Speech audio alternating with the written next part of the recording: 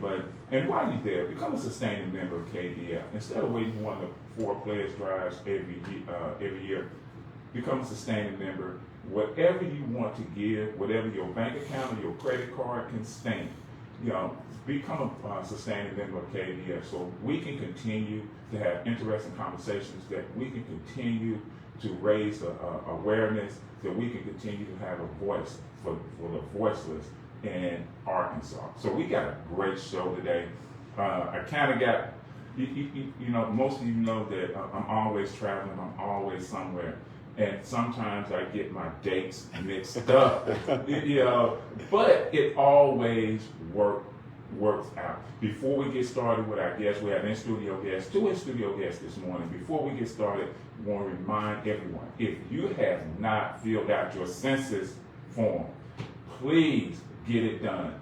Next month, the 30th of September, I want to say September has 30 days. I can't remember that little rhyme they taught us in school about the days of the month.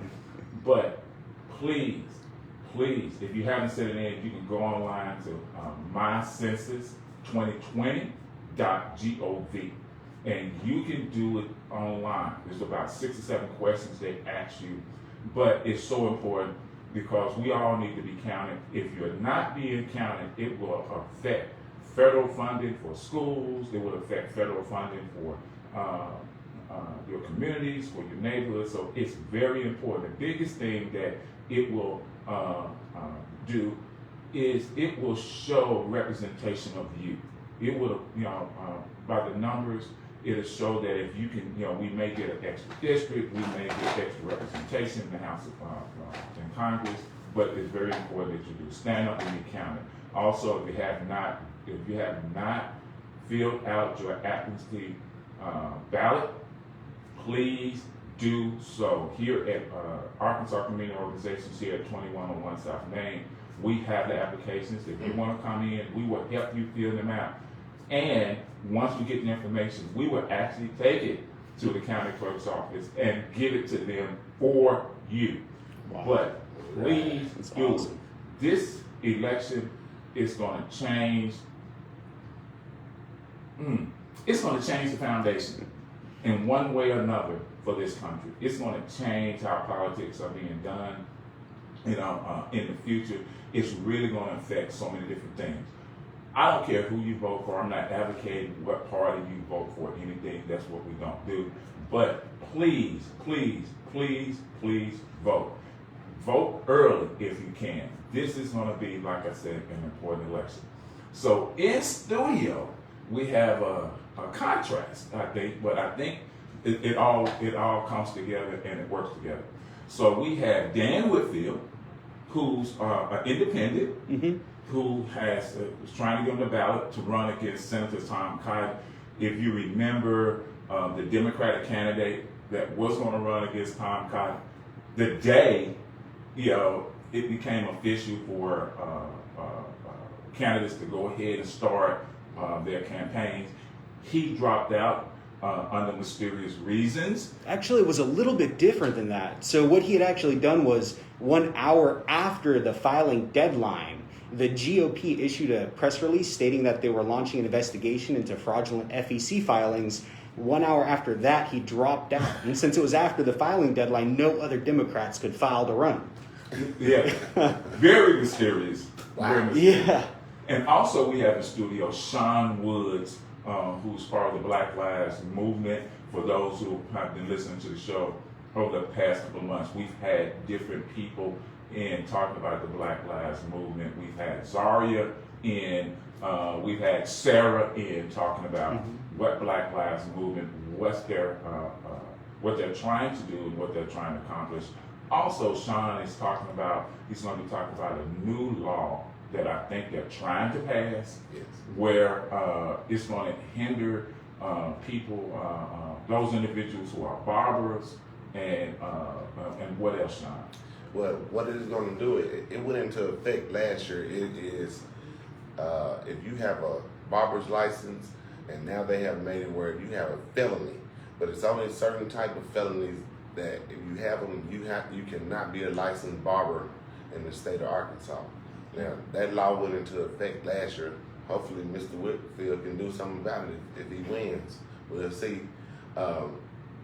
It's disenfranchising black people because most barbers are in the state of Arkansas are black men. I'm gonna say around 80% of them. And that's black men, they get felonies at the age 12, 13, can't carry a weapon, can't get a decent job. They get out of school, they go to barber school. Mm-hmm. So when they go to barber school, they think, well, I made it. But now here come another stumbling block in the way. It's like, no matter what you do, you still gonna be a felon. You can't change from a child. But everybody else is given the opportunities to change and grow. You see different situations where it was a white guy, he raped that lady behind the trash can in Texas while he was at school. Mm-hmm. They said, let's not give him a hard sentence because it'll ruin his life. But then you got innocent black children, 12, 13 years old with felonies for doing something childish. So, it's a double-edged sword for us always.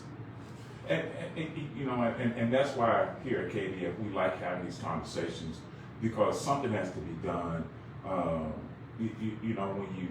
you really look at it, it's almost like every year some new law comes up, and because to me, if you have been convicted of crime, you go do your time. Go do your time. Then you should be given that benefit to go ahead and pursue your, as they said, life, liberty, and pursuit of happiness. Why don't they wipe this from your slate? Once you finished it, that's done. I've learned from this. I was punished. Now, give me a chance to do something new, man. If I do the same thing again, then okay, you can say, hey, man, you're not learning. Mm-hmm. But you can't take something I did when I was 15, and now I'm 35, and I do something else, and you combine them together to enhance it like it's a terrible person. All of us can change, and that's the main point, that they not allowing the black community. Once you do something wrong, it's over. Right, and that's that's one of the focal points of what's going on. I watched part of the Democratic convention yesterday, last night, and I was so amazed at the diversity, of women, men. And I'm looking at the diversity of the Democratic Party, and it looks, when you look at it, it represents America, because America is this idea that I can become something even though I may be nothing or I may not have anything. Mm-hmm. So, callers, what I'm going to do for the first part of the show, if you can hold your questions, because I want to give both gentlemen enough time to talk about the issues, talk about what they're trying to do, talk about what they're trying to accomplish. Then at the bottom of the hour, phone lines will be wide open. You can call and ask questions, and I know you have questions this morning. So give us to the bottom of the hour, then you can call in. You know the call-in number, 501-433-0088, 501-433-0088. Mr. Whitfield. So, and I get in trouble with this because, I always give Senator Cotton, I'm going to give him his respect, Senator Cotton. But I use a different terminology. So Senator High Cotton, because he has to be, to me, with, medical marijuana became legal in Arkansas, I just believe he has a medical marijuana card, because you cannot be high and say some of the things and do some of the things that he does. And he has really disenfranchised himself from his constituents here in Arkansas. He could care less about Arkansas. He has aspirations to sit in the White House, and everything he does is for that. So give us a little background, Mr. Whitfield, and let us know why you decided to take on this challenge. Yeah, sure. So, I never wanted to be a politician. I never wanted to run for office or anything like that. I woke up and I started to see the corruption. and I decided to look into my representative to see who they were, how they were voting, and how they were actually representing me. And when I started looking up things on like opensecrets.org to see where his money was coming from, and then going to votesmart.org and seeing how he was voting, I was realizing that he's taking a bunch of money from these billionaires and giant corporations, and then in return voting on legislation that's actually hurting us as Arkansans, his constituents, but benefiting his donors. And I had to do something about it. At the time, no one else was running, so what can you do? You just got to stand up and run for office. That's one of the really big things I want to do with my campaign is by the end of my campaign, I want to have a way for people to go onto a website, enter in their zip code, see who's representing them, how they're voting, and if you don't like it, then click a button and a straight guide how to run for office. Because one of the biggest problems we're facing here in Arkansas is that not enough people are running for office. We have our representative state legislators that have served 2 and 3 terms unopposed, never had to get a vote on a general ballot. It's insane. So basically their party comes in, pays their filing fee, and now their party just effectively purchased a spot on the state legislative board. And it's just, I decided enough was enough. I had to do something. So I'm really glad I did decide to run. I've learned so much throughout this process and campaign, and I never realized how corrupt, not only at the executive level and in Congress, but even our state level is crazy. Well, when you look at it, you look at how many representatives and senators in the state of Arkansas, the state house, who have been convicted of crimes. I think, and then you look at these companies, who are paying, these, basically, companies are in the pocket of the politician. Oh yeah. And it's so difficult. And I know a lot of politicians have the idea that I'm going to go in, I'm going to be this truthful, honest person. But when you start worrying about re-election, you start worrying about getting policies, and then you start getting bought out. And then you have to dance to the people who are playing the music. So let me ask you this one. So give us a little background of who you are. Yeah, for sure. So I grew up in California, out kind of in an agricultural area outside the outskirts of the Bay Area. Man. Going back to Cali. Oh man! But as soon as I, grew up and got out of my parents' house, I actually moved down to Louisiana, and I worked in the oil field for a few years out there, and then I moved to Nevada, lived there in Reno for about 5 years, and I started doing cable, which was kind of like my dream job. I love doing cable. I'm a great cable guy.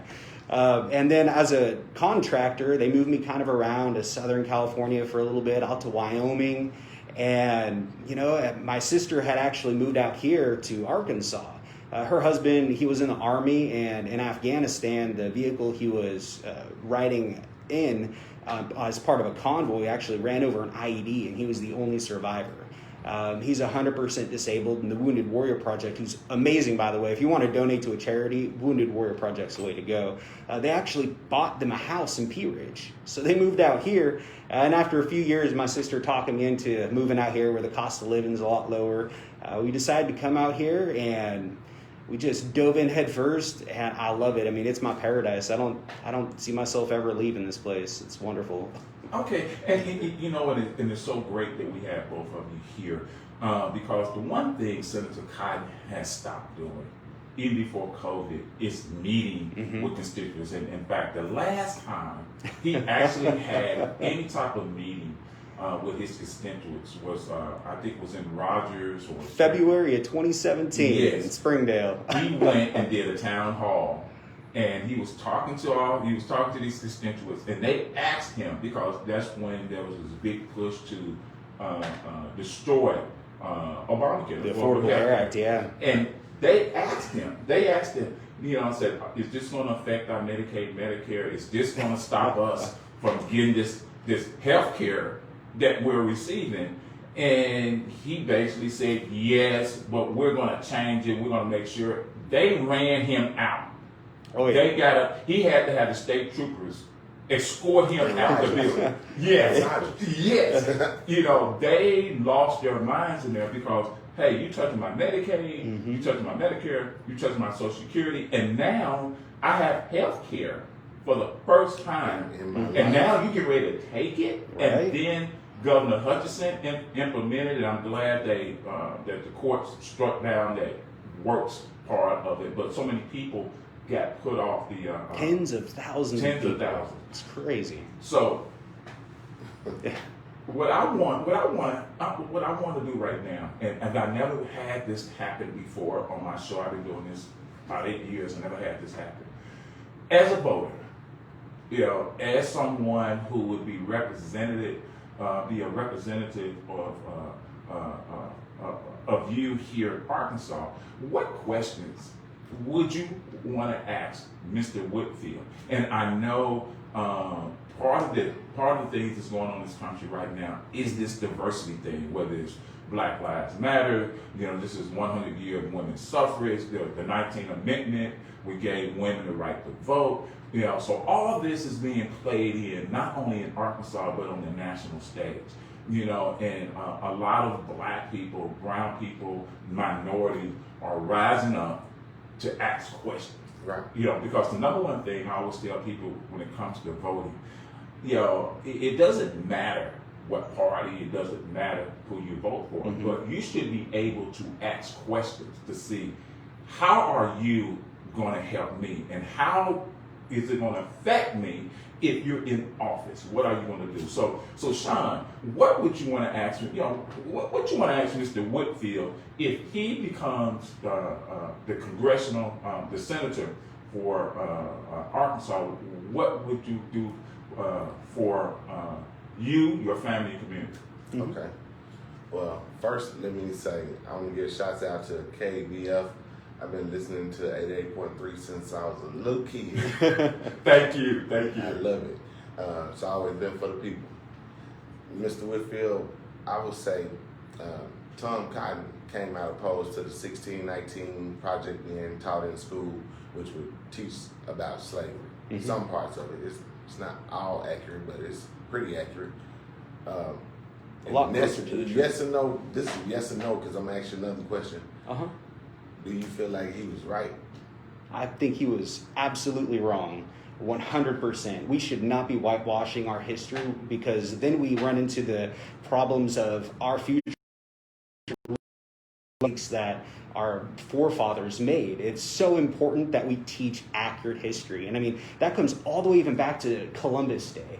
My daughter, she's just going into second grade, and we had to have a discussion last year where she came back from school on Columbus Day and was telling me how this great guy came and fed the Indians and brought them blankets. It's like, He brought small. He brought something. Oh, man. And we need to make sure we're teaching our kids what really happened. It was disgusting what happened. It was horrible on so many levels. But we can't ignore what happened. Otherwise, we're not going to learn from it. Right. And then to go and say we're going to cut federal funding from the schools that decide to teach this, we should never, ever decide to cut federal funding for any education purpose ever. Okay. It's insane. Thank you. You check that box. Okay. Now, Tom Cotton, he has aspirations to run for presidency. We know that, right? Mm-hmm. He feels like the Black vote in Arkansas doesn't matter because we outnumbered down here. What? How many Black people is it in Arkansas? This is a state of 3 million people. It's probably we might not have 1 million Black people in Arkansas. I forget what the percentage is, but I think it's right around 10. I saw number 12 yesterday. Yeah. It could have been right there. Yeah, 12.9 or something. Yeah. You understand that? So Tom Cotton feels like he doesn't have to listen to us. I saw you around in our community some now, and I'm asking you, what are you gonna do for the Black community in Little Rock, in Arkansas, period? Because there's a lot of rural places around here don't have internet service. There's a lot of Black people that's just been left behind in the state of Arkansas. This is like, we go to other places, they're like, do y'all wear shoes? They ask us all kind of crazy questions. What I'm asking you is, what are you gonna do for the Black community? So that's a really big question, because there's so many different things we really have to do, all the way from healthcare to education to law enforcement reform. There's just so many different things.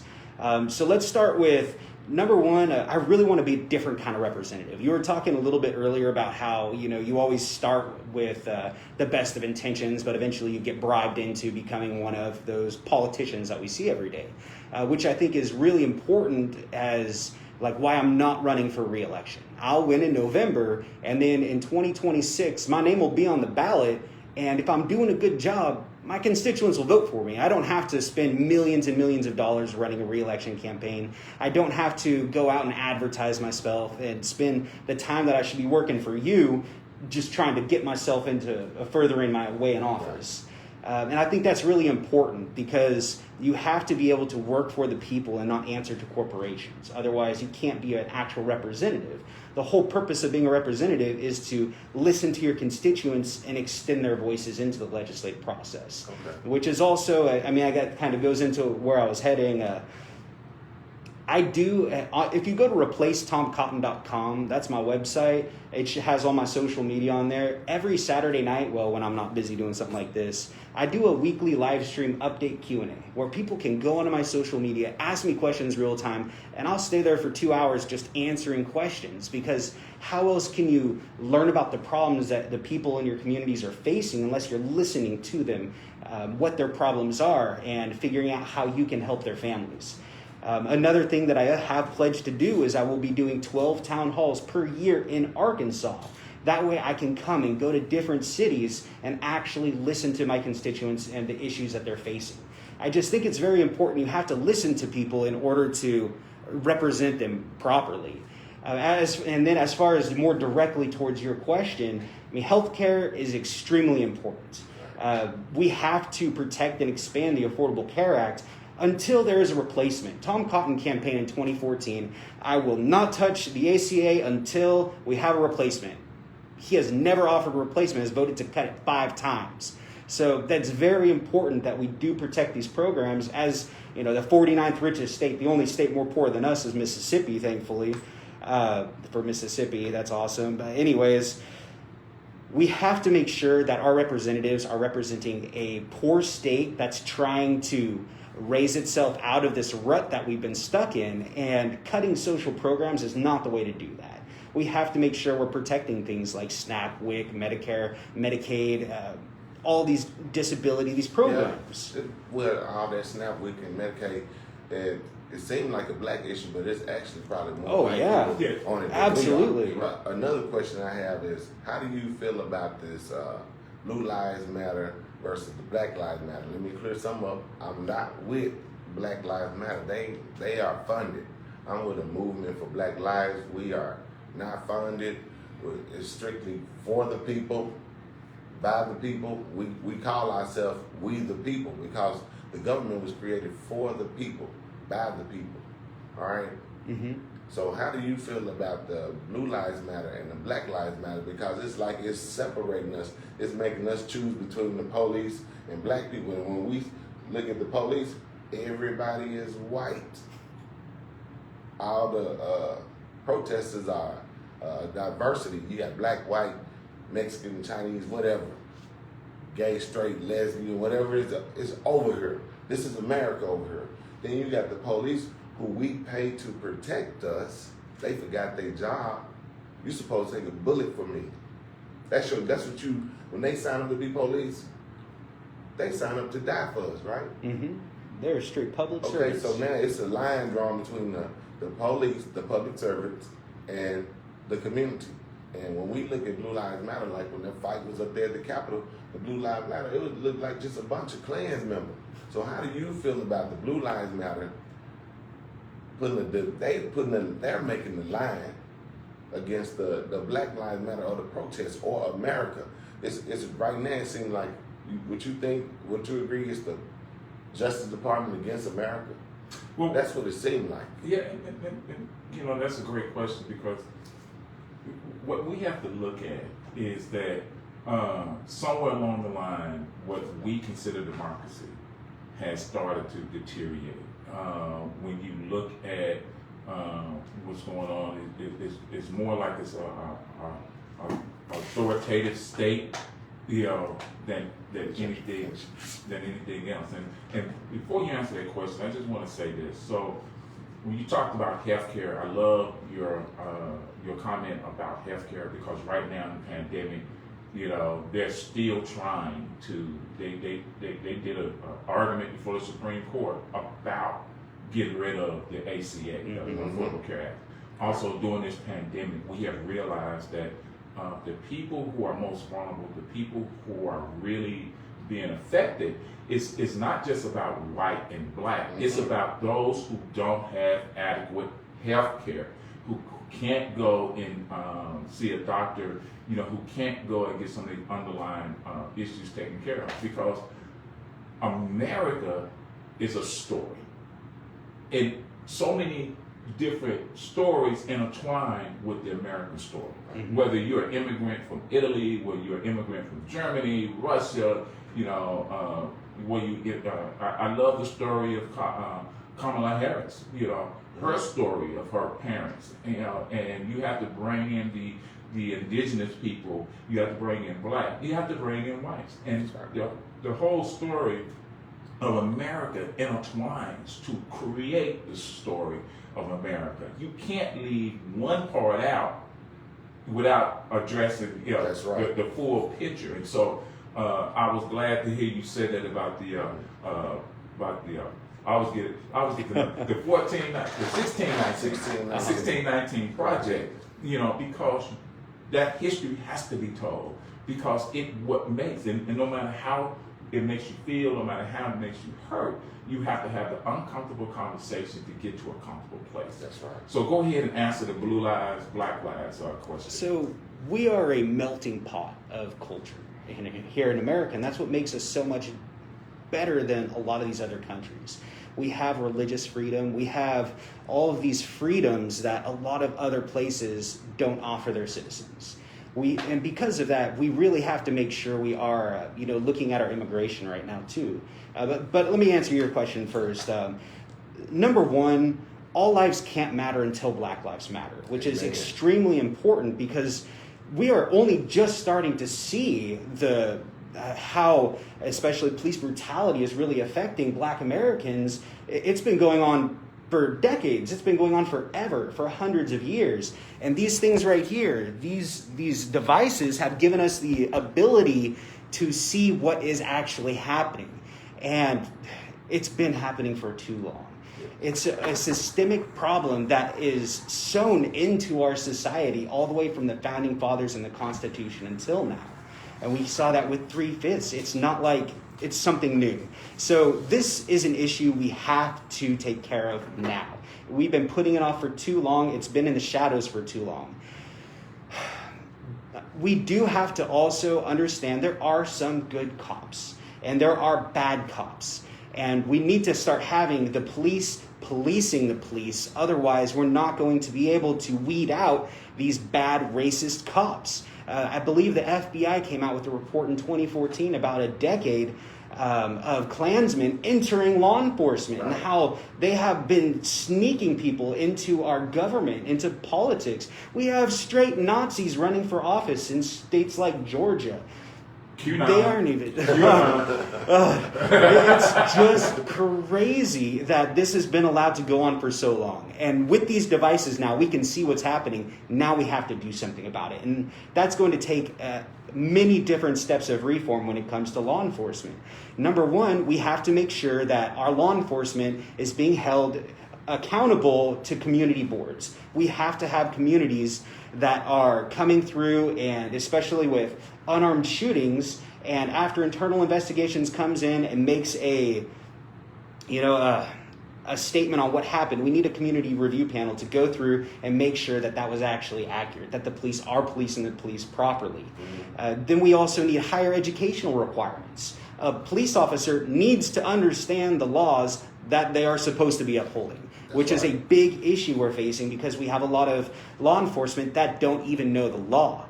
And then it goes demilitarization. We don't need cops driving around in tanks with sound weapons and grenade launchers. We could be spending all that extra money on our education. And then that even brings into education, mental health.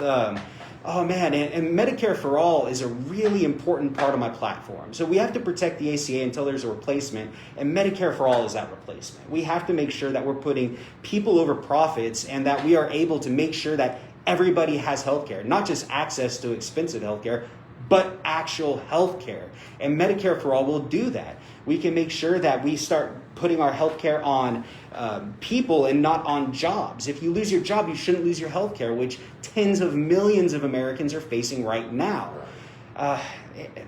We going back into law enforcement reform, there's so much we need to do. We need to get rid of immunity. We have to make sure that... Sorry, I get passionate because there's just so much going on. It's crazy. And that's what... But qualified immunity's gotta go. I think that's what a lot of people are looking at now. A lot of voters and a lot of citizens are looking at where is the passion, where is the empathy, instead of just someone getting up and being a talking head. We had a show a few weeks ago where we talked about this. I'm not a defund the police person. Because you need the police. Let's just face it, you need the police. What I'm for, though, is that, like you said, I want some reform. Instead of sending all this money, because I never forget, Little Rock had this thing called Take a Cop to Lunch. Why should you mean to tell me you're going to mistreat me?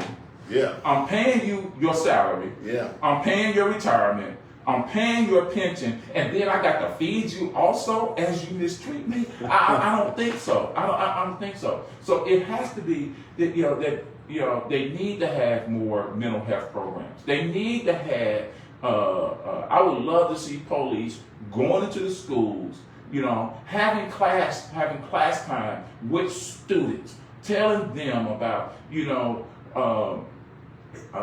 they're helping them or giving them information to keep this, from school to prison pipeline, to stop that. That's what's needed. Money has to be diverted into areas that are going to help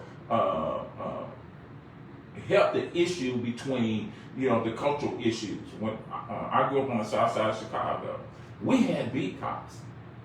Who knew us. Right. So if we did something, like our little kids steal from the store and we got caught, they knew us. They knew our parents. Yeah. And they were like, listen, do you want me to go tell your father what you did? No, sir. No, sir. No, sir. And that's what you don't have. They have resisted here in Little Rock residency requirements. Mm-hmm. How can you live in Kabf? How can you live in Bigelow and then police people in Little Rock? That's another important issue. We should have our officers policing the communities that they live in. That way they have more of an interest in doing the right thing in those communities. Yes. For sure. And so those are some of the things. Now, when I always encourage people to understand, citizens to understand this one thing, and I'm going to ask you this directly. So they don't like me at the state capitol when I go to protesting and the reason they don't, because I say this one thing. Tell the truth. I look at Governor Hutchinson and tell him, you're my employee. That's right. I'm your employee. This house you live in, because let's face it, the governor in the state of Arkansas is the person who receives the most entitlements, as they say. I pay for your housing, so that means you're on public housing. I pay for your food, that means you're on food stamps. Mm-hmm. I pay for your medical, so that means you're on the Affordable Care Act. So I pay for your transportation, so that means you're on T. So everything you receive, the benefits you receive, is because of me. Mm-hmm. So that means you work for me. And I have a problem with you telling me as an employee what you're not going to do to the employee. If you can find me a job where I can tell the employer, I'm not going to do this and I'm not going to do that, please tell me where it is, because I'm going to get hired. Because it doesn't happen. So, and so, if elected, will you work for me? Will you be my employee? Can I, say, listen, I think this needs to be changed, or I think you need to do this. And when you listen, baby, we know as big as Tom Cotton ears are, he's not listening. That's a bad host. But he's not listening. Will you listen? I mean, as a candidate, I already work for you. I mean, I have donations that fund everything I do. I actually haven't taken any salary out of my donations, but I still work for you. I work for me. I work for everybody. And we can't keep on electing these people who don't care about us, these people who have never been through the struggles that we go through as working class Arkansans. And I think that's one of the biggest problems we have with our elected officials, is we elect people who live with a silver spoon in their mouth. They go to some Ivy League school, and they get out of school, go enlist in the military, not to serve our nation or to, for our freedom, but just because it looks better on their job application. We need people who can understand what we're going through, so that when they make decisions that affect our lives, they understand how those decisions will affect our lives.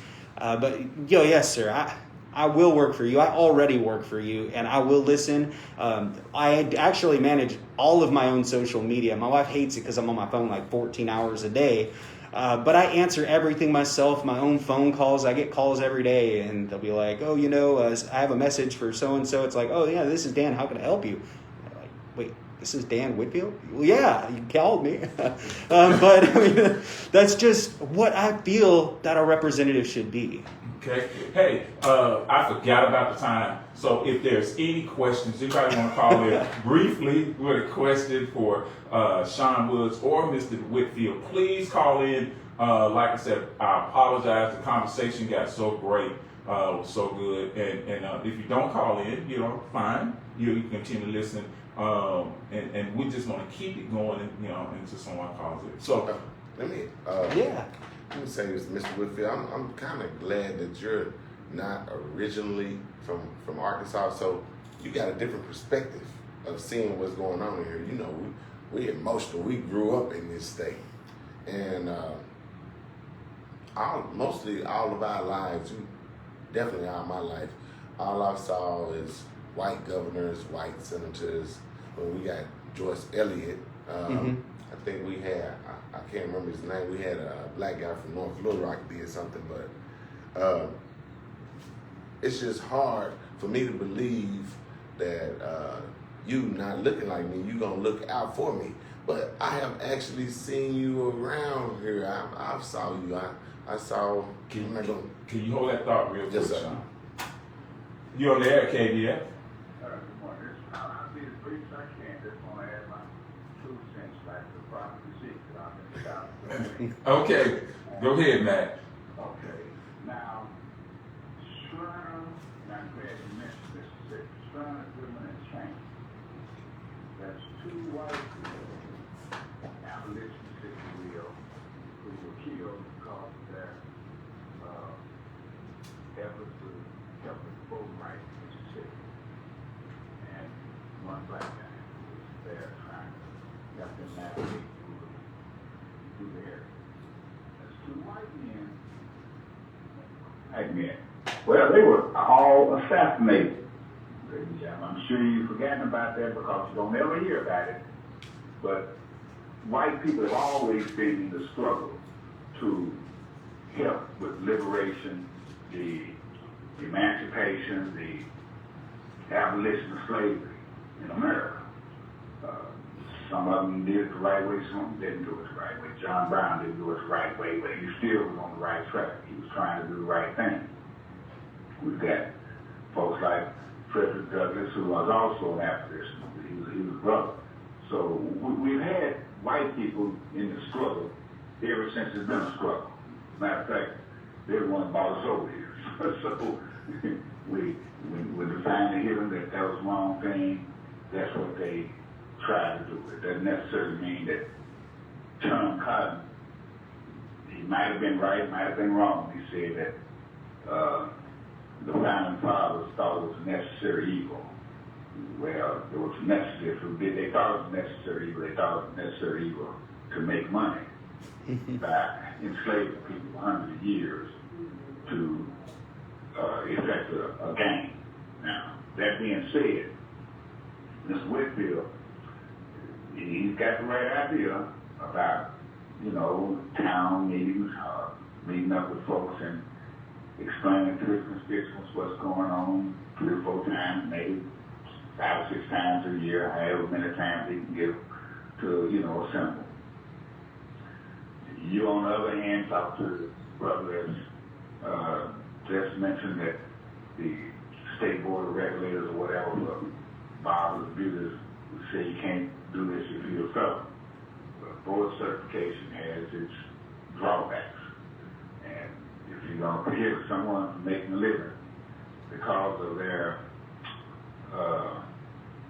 being incarcerated for, then that has to be addressed legislatively also. Because you got some folks who you can't tell them they can't do things, and they'll take it all the way to the Supreme Court. So if it's something that, you know, is stopping too many people from making a living, then that's just wrong. If it's a valid reason for telling somebody they can't be a barber, and we know a lot of times in prison, the barber is also a member of the prison population. So it's something that is systemic, needs to be changed. But recognize that it has to be a unified effort. It's always been a unified effort. Even when you have all black folks trying to do something, they got to go before white people to get it done. So it's everybody that's trying to do the right thing will have to come together to confront those who are in opposition to what you're trying to achieve. That's what I really want to say. And I hope Mr. Whitfield is successful, and maybe taking Mr. Tom Cotton down.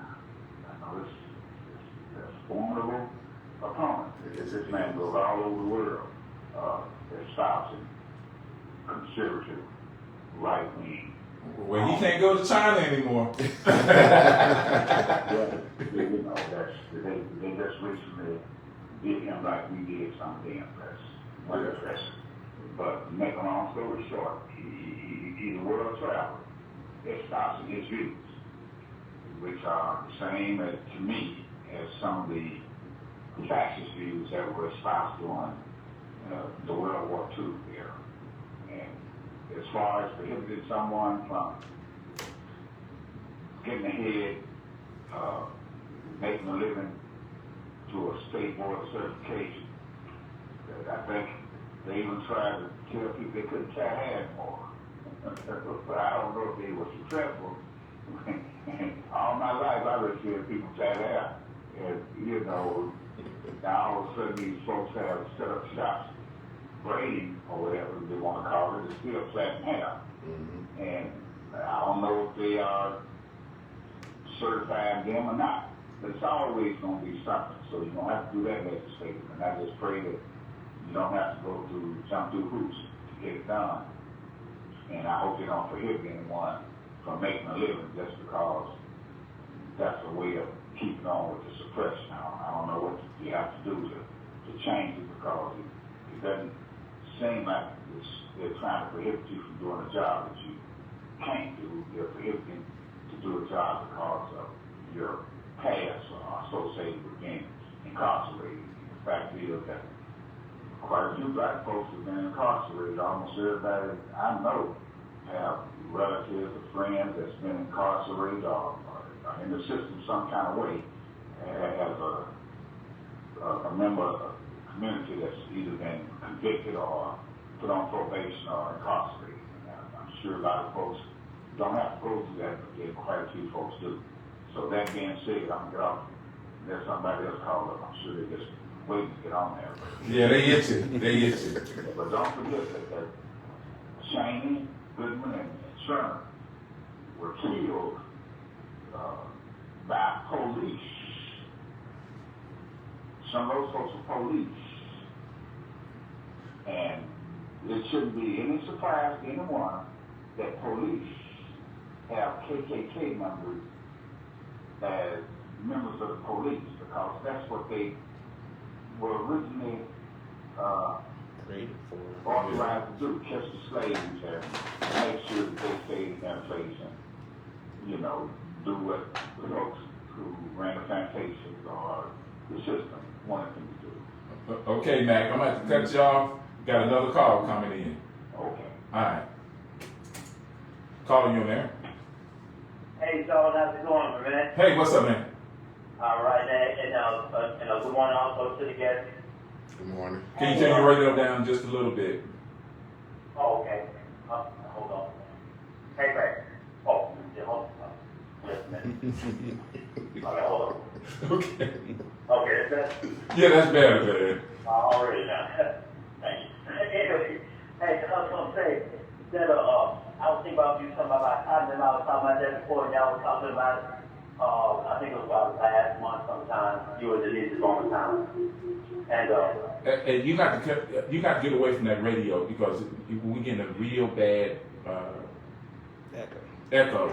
Is that better? We're still hearing it. Oh, I'm turning my volume down on my phone. Okay. Oh, wait a minute. Oh, I'm sorry. Hold on. I forgot I got the radio in the kitchen. Okay, I'm back. That's better. Much better. It's not that. Sorry about that. I just realized I had the radio in the kitchen. I'm sorry. I was wondering what echo was coming from. Okay, here we go. Well, I was going to say, about Tom Todd. You know what he reminds me of, y'all? It's Mitch McConnell, you know? Mm-hmm. And you know, Mitch McConnell, he's been up in there for a minute, up in Washington, you know? And those are, and like you said before, if we put somebody in, that's how we vote them in, but they forget about us when we want to put it in there.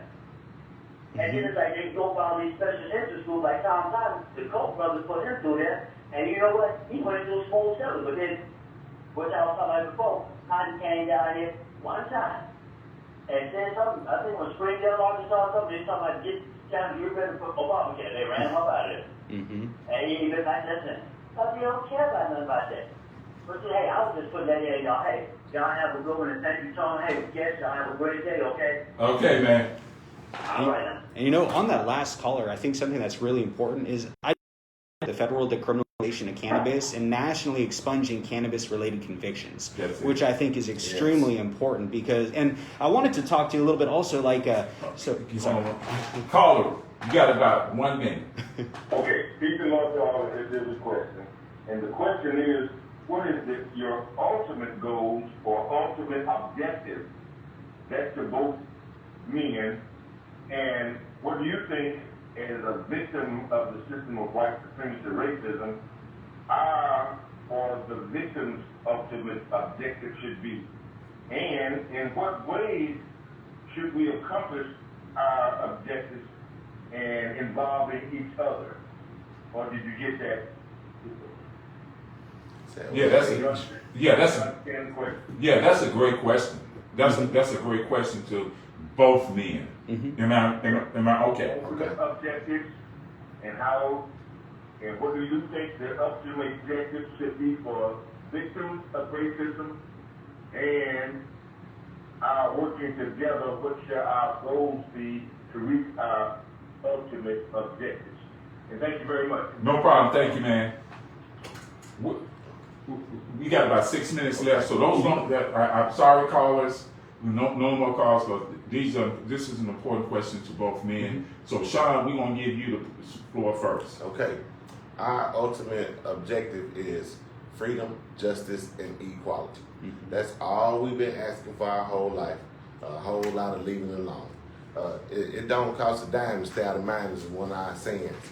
And all we're saying is, we were promised 40 acres and a mule. Well, that promise has gone by the wayside. We haven't gotten there yet. Everybody else got their reparations. Everybody else got money.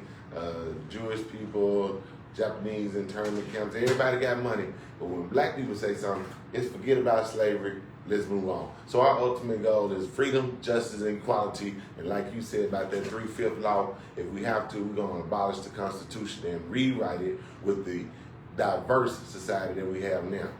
Well, how can you give money to people that you made money off of? You know, that means you have to give back what you made off. Right. You know, and nobody's trying to give money back. Mr. Whitfield? So my ultimate goal is to actually bring representation to Arkansas. I feel like we don't have representation. We don't have people looking out for our health care, to protect our social programs that so many of us rely on. We don't have people looking out for our educational system. Basically, anything. I just feel like no one cares about Arkansas. All we do is make smart bombs now. I think that's our number one export. And we need representation. And I want to listen to my constituents and extend their voices. That's my goal, is to give Arkansans a voice in the legislative process. I have a million things to talk about. We just don't have time. But one of the things that I also want to do is I will submit 12 bills per year that were created by Arkansans, where people can go online, submit an idea, other people can vote. Is this a good or a bad idea? The piece of legislation that has the most good votes per month, I will write that up and submit it. That way Arkansans have a direct voice in the legislative process. I like that. We need someone who cares about us, and I don't feel like we have that. So I just want to serve and with honor and integrity and do my duty to best bring Arkansans to the legislative table. Okay. So 2 things I want to say before we get out there. Going back to a question, a statement you made, Arkansas is the only state of the 13 states that seceded from the Union. Arkansas is the only state that has never had a constitutional elected black person or a nationally elected black person. So, constitutionally elected, you're talking about governor, lieutenant governor, attorney general, secretary of state. They've never had that. And also, we've never had anybody elected nationally to Congress or to the Senate, and like I said, even Mississippi, even Alabama has that, but not here in Arkansas. We've got Joyce Elliott. She's going to make that happen. She's going to make it. And my last question to you, and this is what I think has bugged me more about all our national congressional, and senators, that they've never done. Will you call out racism, white supremacy? There was opportunities with Charlottesville. There was opportunities with. Those were not decent people. Those were Nazis. Yeah, and so when you see it happening, I've never heard Tom Cotton come straight out and say, you know what, that was racist, that was wrong. We need to get rid of these white nationalists and white supremacists. Would you do that? Every single time. Whether they're Republicans, whether they're Democrats, I don't care about their party. If they are doing something wrong, then they should be called out and they should be held accountable for their actions. Okay. Hey, time always flies when we're having fun. This was a great conversation. Like I said, it was a first where we had 2 people in diversity, but at the end of the day, both men were on the same page of what needs to be done. So that was awesome. I'm going to try my best to get these guys back in together, as soon as I can, because these are things that need to be talked about. I want to thank all the callers for calling in. Thank you for listening. Denise will be back Tuesday, for Community Voices. I'll see you back Monday, starting next week, Monday, for Down with That, Community Voices on Tuesday, and back at the workplace here next Thursday. Want everybody to have a great weekend. Remember, do your census. Go to mycensus2020.gov and also get your absentee ballot in. Learn where your polling place is going. Find out where the early voting spots are. Please, we have to be counted and we have to vote. That's the only way things are going to change. Thank you, Sean Woods. Thank you, Dan Whitfield. Yes, sir. I'm looking forward to seeing how your campaign plays out. So that's it for me. I'm out of here. Peace and love to all of you. Keep listening to Thursday Jazz with John Kane. See you next week. So, with felonies being such a big problem and following for so long, what do you think about something like where if someone has a felony and they serve their time and then they have 3 years without running into any legal issues, having felonies drop off after 3 years? Think about something like that. Let's step outside. He's going to go live. Thank you, sir. And we can go into the office right there. For sure. To your left. All right. Thank you all for listening this morning. I'll catch you guys later.